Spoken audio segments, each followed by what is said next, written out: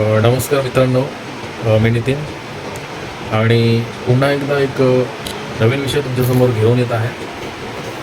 जसं की आपण वारंवार अ, ज्या अनधिकृत इमारती बनत आहेत आणि ज्याच्यामुळे कित्येक नवीन घर घेणाऱ्यांचं नुकसान होत असतं आणि बिचारे फसले जातात. इमारत बनते, इमारत बनल्यानंतर पुन्हा काही कोर्टाचे आदेश येतात किंवा महानगरपालिकेतर्फेच इमारत तोडण्याचे आदेश दिले जातात. तेव्हा नवीन घर घेणाऱ्यांचं खूप मोठं नुकसान होतं. ठाण्यामध्ये सध्या अनधिकृत कामाचा खूप मोठा सुळसुळाट झालेला आहे.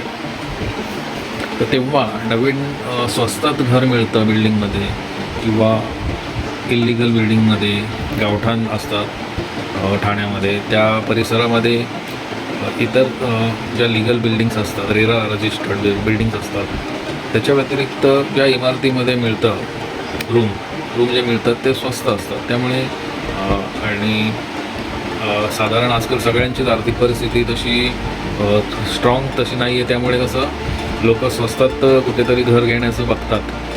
पण त्यामुळे काय होतं, भविष्यामध्ये त्यांना जेव्हा अनधिकृत जे बांधकाम जे आहे, इमारत जी आहे ती घोषित केली जाते अनधिकृत आहे म्हणून आणि खाली करायला लागते किंवा त्याच्यावरती तोडक कारवाई होते, तेव्हा मात्र जी मेहनतीने म्हणजे आपली मेहनतीने जे पैसे जमा करून आपण जे इमारत जे घर घेतलेलं असतं ते कुठेतरी डोक्यामध्ये येतं आणि मग तेव्हा पश्चातापाशिवाय दुसरं काही राहत नाही आहे. तेव्हा आपण आपल्या ज्या पेजेसवरती ट्विटर्स म्हणा, फेसबुक म्हणा, यूट्यूब म्हणा, याच्यावरती वारंवार ज्या अनधिकृत बांधकाम ज्या आहेत, इमारती आहेत, त्याच्याबाबत जागृती करत असतो.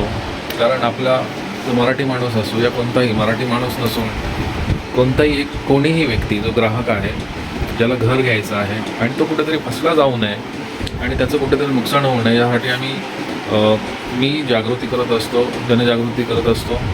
त्यामुळे माझे जे पेजेस आहेत त्यावर तुम्ही घर घेण्या अगोदर ठाण्या परिसरामध्ये माझं पेज नक्की चेक करा. त्यामध्ये अनधिकृत बांधकाम जे आहेत इमारतीचे त्याचे तुम्हाला डिटेल्स मिळतील. कोणत्या परिसरात कोणते रूम्स, कोणते घर आहेत आणि ते डॉक्युमेंट सकट मी पोस्ट करत असतो. हे डॉक्युमेंट्स जे आहेत ते माहिती अधिकारातून मिळतात आणि त्याच्यासाठी तुमच्यासाठी म्हणजे हे जनजागृतीसाठी मी हे कार्य करत आहे. गेल्या एक 15-16 वर्षापूर्वीपासून मी हे सामाजिक कार्य हातामध्ये घेतलेलं आहे. त्याच्यामध्ये आम्ही RTI करून जे काही अनधिकृत बांधकामं आहेत त्याबद्दल माहिती लोकांपर्यंत पोहोचवतो आणि जनजागृती करतो.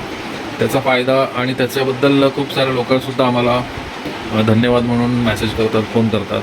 कारण ते कुठेतरी फसणार असतात, त्या इमारतीमध्ये घर घेणार असतात, पण आमच्यामुळे ते अलर्ट झालेले असतात.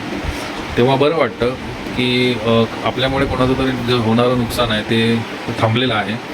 तेव्हा आपण आमचे जे पेजेस आहेत त्याला नक्की फॉलो करा आणि जास्तीत जास्त लोकांपर्यंत शेअर करा. कारण माणूस हा एकदा घर घेतो आयुष्यातून. सध्या सगळ्यांची परिस्थिती आर्थिक कशी आहे ते म्हणजे सगळ्यांनाच माहिती आहे. देशामध्ये प्रत्येकाचं कसं काय चालू आहे ते. त्यामुळे घर घेणं हे लाईफमध्ये हे खूप कठीण झालेलं आहे, मुंबई ठाण्यामध्ये तरी. तेव्हा कुठेतरी लाईफ टाईममध्ये आपण एकदा घर घेणार आहोत आणि तोही निर्णय जर चुकला तर पश्चातापाशिवाय दुसरं काही राहत नाही आहे. तेव्हा आपण जागृत राहा. घर घेत असाल तर रेरा रजिस्टर्ड इमारत आहे की नाही ते पहा. त्याचे डॉक्युमेंट्स व्यवस्थित लिगली तुमच्या एखाद्या ॲडव्होकेट्सला त्याची थोडीफार फीस देऊन त्याच्याकडून चेक करून घ्या. पण घर घेताना तुम्ही सावध राहणं गरजेचं आहे. तेव्हा तुम्ही आमच्या पेजेसला फॉलो करा आणि नक्की आम्ही जे दिलेल्या माहिती आहे ते एकमेकांमध्ये शेअर करा. व्हिडिओ जास्त मोठा बनवत नाही आहे. पुन्हा भेटूयात नवीन विषयावरती. तोपर्यंत जय भारत.